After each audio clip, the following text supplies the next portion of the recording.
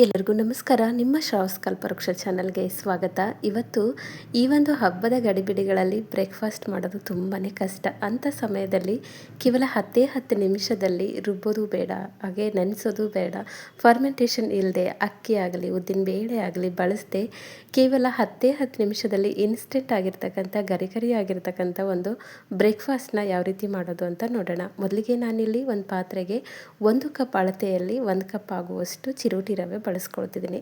Quantity ಜಾಸ್ತಿ ಬೇಕು ಅಂದರೆ ಡಬಲ್ ಮಾಡ್ಕೊಳ್ಬೋದು.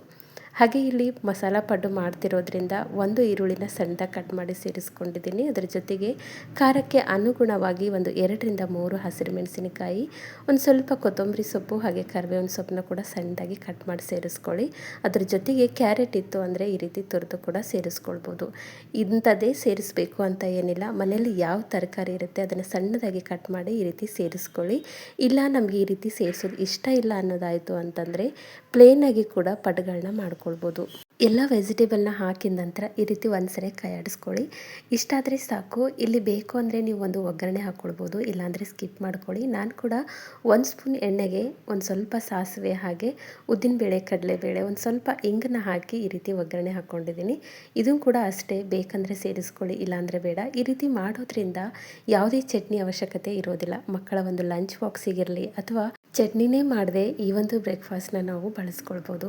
ಇವಾಗ ಈ ರೀತಿ ಕಲಸಿದ ನಂತರ ಯಾವ ಕಪ್ಪಿಂದ ನಾವು ರವೆ ತೊಗೊಂಡಿದ್ವಿ ಅದೇ ಕಪ್ಪಿಂದ ಒಂದು 1/4 ಕಪ್ ಆಗುವಷ್ಟು ಮಾತ್ರ ಸಾಕು. 1/4 ಕಪ್ ಆಗುವಷ್ಟು ಗಟ್ಟಿ ಮೊಸರನ್ನ ಸೇರಿಸ್ಕೊಂಡಿದ್ದೀನಿ. ಅದ್ರ ಜೊತೆಗೆ 1 ಕಪ್ ಆಗುವಷ್ಟು ನೀರನ್ನ ಸೇರಿಸ್ಕೊಳ್ಬೇಕು. ಒಮ್ಮೆಲೆ ಸೇರಿಸ್ಕೊಳ್ಬೇಡಿ. ಈ ರೀತಿ ಸ್ವಲ್ಪ ಸ್ವಲ್ಪ ನೀರನ್ನ ಸೇರಿಸ್ಕೊಂಡು ಈ ಒಂದು ಬ್ಯಾಟರ್ನ ರೆಡಿ ಮಾಡ್ಕೊಳ್ಬೇಕು.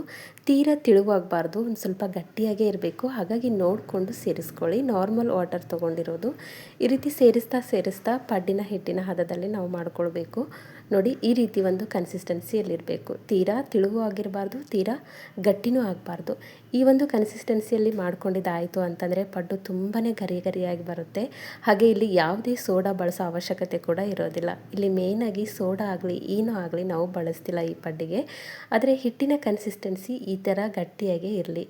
ನಾರ್ಮಲ್ ಆಗಿ ಮಾಡ್ತಕ್ಕಂಥ ಪಡ್ಡಿನ ಹಿಟ್ಟಿನಕ್ಕಿಂತ ಒಂದು ಸ್ವಲ್ಪ ತಿಕ್ಕಾಗಿ ಅಂದರೆ ಗಟ್ಟಿಯಾಗಿ ಇರಬೇಕು. ಇವಾಗ ಇದು ರೆಡಿಯಾಗಿದೆ. ಹಾಗೆ ರುಚಿಗೆ ಅನುಗುಣವಾಗಿ ಉಪ್ಪನ್ನು ಸೇರಿಸ್ಕೊಳ್ಳಿ. ಬೇಕು ಅಂದರೆ ಇಲ್ಲಿ ಏನೂ ಆಗಲಿ ಅಥವಾ ಸೋಡಾ ಆಗಲಿ ನೀವು ಬಳಸ್ಕೊಳ್ಬೋದು. ಆದರೆ ನಾನಿಲ್ಲಿ ಯಾವುದನ್ನು ಬಳಸಿಲ್ಲ. ಇಲ್ಲ ನಮಗೆ ಪಡ್ಡು ತುಂಬಾ ಉಬ್ಕೊಂಡು ಬರಬೇಕು ಅನ್ನೋದಾಯಿತು ಅಂತಂದರೆ 1 ಸ್ಪೂನ್ ಆಗುವಷ್ಟು ಏನೂ ಬಳಸ್ಕೊಳ್ಬೋದು. ಇಲ್ಲ ಅಡುಗೆ ಸೋಡಾ ಕೂಡ ಬಳಸ್ಕೊಳ್ಬೋದು. ನಾನಿಲ್ಲಿ ಯಾವುದನ್ನು ಬಳಸ್ತಿಲ್ಲ. ಉಪ್ಪನ್ನು ಸೇರಿಸಿದ ನಂತರ ಹಿಟ್ಟನ್ನು ಈ ರೀತಿ ಕಲಿಸ್ಕೊಂಡು ಟೈಮ್ ಇತ್ತು ಅಂದರೆ ರೆಸ್ಟ್ ಮಾಡೋಕ್ಕಿಡಿ ಒಂದು 10 ನಿಮಿಷ. ಇಲ್ಲ ಟೈಮ್ ಇಲ್ಲ ಅನ್ನೋದಾಯಿತು ಅಂತಂದರೆ ರೆಡಿ ಮಾಡ್ಕೊಂಡ ತಕ್ಷಣವೇ ನಾವು ಈ ಒಂದು ಬ್ರೇಕ್ಫಾಸ್ಟ್ನ ಮಾಡ್ಕೊಳ್ಬೋದು. ನಾನು ಕೂಡ ಇಲ್ಲಿ ರೆಡಿ ಮಾಡಿದ ತಕ್ಷಣ ಮಾಡ್ಕೊಳ್ತಿದ್ದೀನಿ. ನಿಮ್ಗೆ ಏನಾದರೂ ಟೈಮ್ ಇತ್ತು ಅಂತಂದರೆ ಒಂದು 10 ನಿಮಿಷ ರೆಸ್ಟ್ ಮಾಡೋಕ್ಕಿಡಿ, ಅಂದರೆ ಹೊಂದ್ಕೊಳ್ಳುತ್ತೆ ಹಿಟ್ಟು ಅಷ್ಟೇ. ಇವಾಗ ಈ ಸೈಡಲ್ಲಿ ಆಲ್ರೆಡಿ ನಾನು ಗ್ಯಾಸ್ ಮೇಲೆ ಪಡ್ಡಿನ ಹಂಚಿನ ಕಾಯ್ಲಿಕ್ಕಿಟ್ಟಿದ್ದೆ. ಕಾಯ್ದಿರ್ತಕ್ಕಂಥ ಹಂಚಿಗೆ ಒಂದು ಸ್ವಲ್ಪ ಎಣ್ಣೆನ ಸೇರಿಸ್ಕೊಂಡು ಮಾಡಿರ್ತಕ್ಕಂಥ ಹಿಟ್ಟನ್ನು ಇನ್ನೊಂದು ಸರಿ ನೀಟಾಗಿ ಕಲಿಸ್ಕೊಂಡು ಈ ರೀತಿ ಸ್ವಲ್ಪ ಪ್ರಮಾಣದಲ್ಲಿ ಹಾಕ್ತಾ ಬನ್ನಿ. ನೋಡಿ, ಥಿಕ್ನೆಸ್ ಇದೇ ರೀತಿಯಲ್ಲಿರಬೇಕು. ಇದ್ದಾಗ ಮಾತ್ರ ಪಡ್ಡು ತುಂಬಾ ಗರಿಯಾಗಿ ಬರುತ್ತೆ. ಈ ರೀತಿ ಎಲ್ಲ ಪಡ್ಡಿನ ಮಣೆಗಳಿಗೂ ಹಿಟ್ಟನ್ನು ಸೇರಿಸ್ಕೊಂಡು ಮೀಡಿಯಮ್ ಫ್ಲೇಮಲ್ಲಿ ಇಟ್ಕೊಂಡು 2ರಿಂದ 3 ನಿಮಿಷ ಮೇಲ್ಗಡೆಯಿಂದ ಒಂದು ತಟ್ಟೆನ ಮುಚ್ಚಿ ಕ್ಲೋಸ್ ಮಾಡಿ ಬೇಯಿಸ್ಕೊಂಡ್ರೆ ಆಯಿತು. ಮೀಡಿಯಮ್ ಫ್ಲೇಮಲ್ಲೇ ಬೇಯಿಸ್ಕೊಳ್ಳಿ. ನೋಡಿ, ನಾನು ಕೂಡ ಇಲ್ಲಿ 2ರಿಂದ 3 ನಿಮಿಷ ಮೀಡಿಯಮ್ ಫ್ಲೇಮಲ್ಲಿ ಇಟ್ಕೊಂಡು ಬೇಯಿಸ್ಕೊಂಡಿದ್ದೀನಿ. ಇವಾಗ ನೋಡಿ, ಎಲ್ಲ ಪಡ್ಗಳನ್ನು ಒಂದ್ಸರಿ ಚೆಕ್ ಮಾಡಿಕೊಂಡು ಈ ರೀತಿ ಬಣ್ಣ ಬದಲಾಗಿತ್ತು ಅಂತಂದರೆ ತಿರುಚಿ ಹಾಕ್ಕೊಳ್ಳಿ. ನೋಡಿ, ಯಾವುದೇ ಸೋಡಾ ಆಗಲಿ ಏನೂ ಆಗಲಿ ಬಳಸದೆ ಪಡ್ಡುಗಳು ಎಷ್ಟು ಪರ್ಫೆಕ್ಟಾಗಿ ಉಬ್ಕೊಂಡಿದೆ ಅಂತ. ಈ ರೀತಿ ಉಬ್ಬಬೇಕು ಅಂತಂದರೆ ಹಿಟ್ಟು ಸ್ವಲ್ಪ ಗಟ್ಟಿಯಾಗೇ ಇರಬೇಕು, ತಿಳುವಾಗಿ ಮಾಡ್ಕೊಳ್ಬಾರ್ದು. ಪ್ರತಿಯೊಂದನ್ನು ತಿರುಚಿ ಹಾಕಿ ಬಣ್ಣ ಬದಲಾಗೋವರೆಗೂ ಬೇಯಿಸ್ಕೊಳ್ಳಿ. ತಿರುಚಿ ಹಾಕಿದ ನಂತರ ಕೂಡ ಅಷ್ಟೇ ಮೀಡಿಯಮ್ ಫ್ಲೇಮಲ್ಲಿ ಇಟ್ಕೊಂಡು 2ರಿಂದ 3 ನಿಮಿಷ ನಿಧಾನವಾಗಿ ಬೇಯಿಸ್ಕೊಳ್ಳಿ. ಇಲ್ಲ ನಮಗೆ ಇದಕ್ಕಿಂತ ಗಾಢವಾಗಿ ಪಡ್ಡುಗಳ ಒಂದು ಬಣ್ಣ ಬೇಕು ಅನ್ನೋದಾಯಿತು ಅಂತಂದರೆ ಹಿಟ್ಟನ್ನು ಕಲಿಸುವಾಗ ಒಂದು ಅರ್ಧ ಸ್ಪೂನ್ ಆಗುವಷ್ಟು ನೀವು ಸಕ್ಕರೆನೂ ಕೂಡ ಬಳಸ್ಕೊಳ್ಬೋದು. ಸಕ್ಕರೆ ಬಳಸೋದ್ರಿಂದ ನಾವು ಮಾಡ್ತಕ್ಕಂಥ ಪಡ್ಡುಗಳ ಬಣ್ಣ ಒಂದು ಸ್ವಲ್ಪ ಗಾಢವಾಗಿ ಕಟ್ಕೊಳ್ಳುತ್ತೆ. ನೋಡಿ, ಇವಾಗ ರೆಡಿಯಾಗಿದೆ. 2 ಬದಿಯಲ್ಲಿ ಈ ರೀತಿ ನೀಟಾಗಿ ಬೇಯಿಸ್ಕೊಳ್ಳಿ.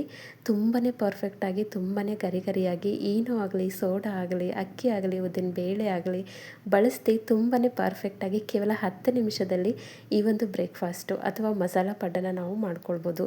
ಈ ಒಂದು ಹಬ್ಬದ ಗಡಿಬಿಡಿಗಳಲ್ಲಿ ಈ ಒಂದು ಬ್ರೇಕ್ಫಾಸ್ಟು ನಿಮಗೆ ತುಂಬಾ ಹೆಲ್ಪ್ ಆಗುತ್ತೆ ಅಂದ್ಕೊಂಡಿದ್ದೀನಿ. ಈ ಹಿಂದೆ ಕೂಡ ಹಲವಾರು ರೀತಿಯ ಬ್ರೇಕ್ಫಾಸ್ಟ್ ರೆಸಿಪಿಗಳನ್ನು ನನ್ನ ಚಾನಲಲ್ಲಿ ಅಪ್ಲೋಡ್ ಮಾಡಿದ್ದೀನಿ. ಇಂಟ್ರೆಸ್ಟ್ ಇತ್ತು ಅಂದರೆ ಒಂದ್ಸರಿ ಚೆಕ್ ಮಾಡ್ಕೊಳ್ಳಿ.